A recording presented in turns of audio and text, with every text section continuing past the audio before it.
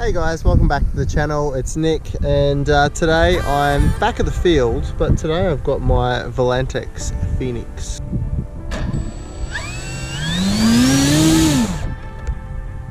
Let's get this baby up. Let's see how she flies today.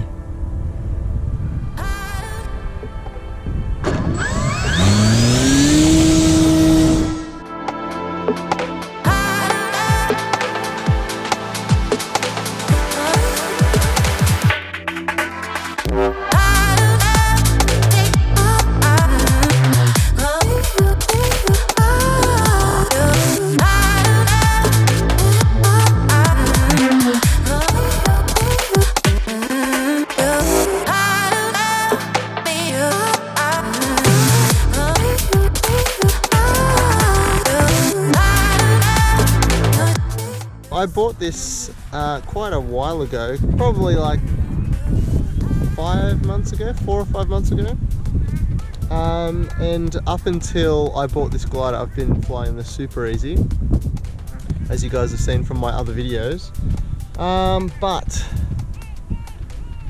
my latest acquisition, the P.15 Lippisch, is in the service hangar at the moment.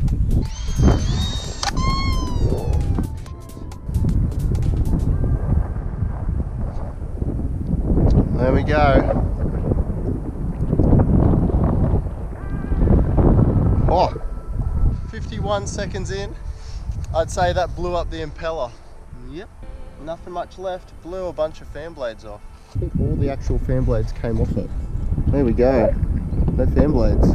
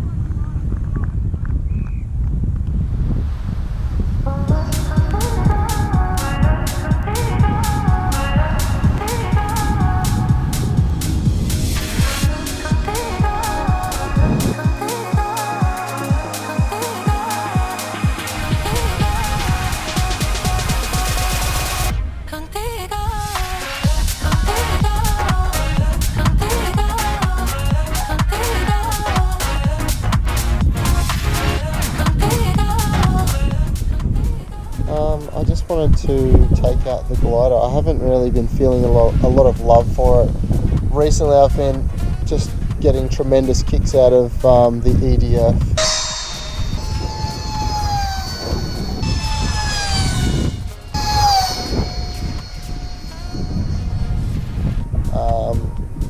It's funny, you sort of come into the hobby thinking that, you know, you're going to really like one thing and something else isn't for you, and things change.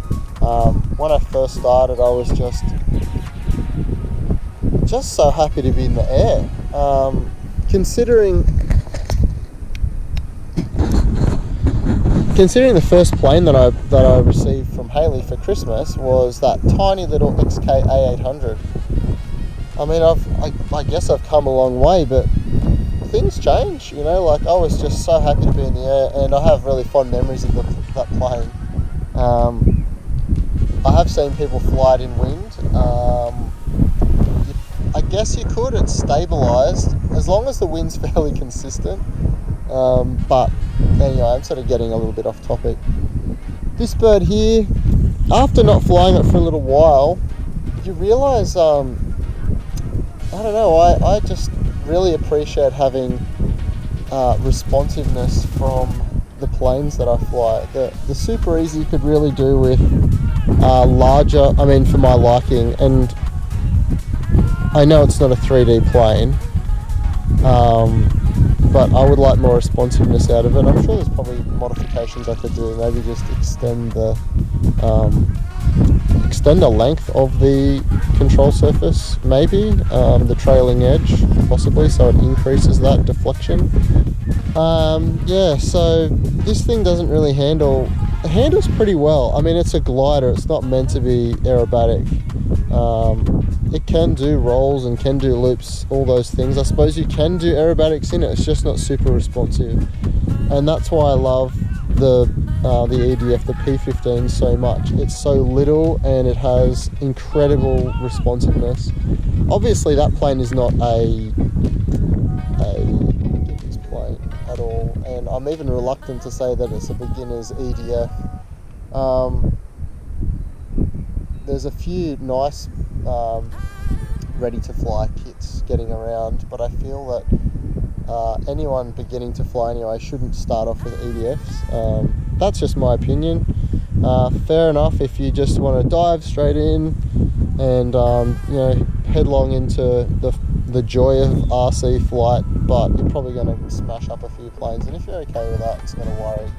However, if you're flying around people, that is a real danger. So that's why I generally recommend those little tiny planes, because if you hit someone, worst case scenario, you kind of, maybe they get a bruise or they just get really angry at you. But if you get hit with something fast, like an EDF, yeah, it's going to cause a bit of damage. Thankfully they're foam, but you know. Yeah, so just flopping around here at the field. I wasn't actually planning on doing much talking to the camera, but here I am laying down and just having a yak. So I hope you guys are really well. Like I said, I haven't flown this thing for a while. It's kind of nice, bit of a change. I've currently got 3 planes. I've got this, I have the FMS Super Easy and the P.15 Lippisch. The Lippisch is by far my favourite plane.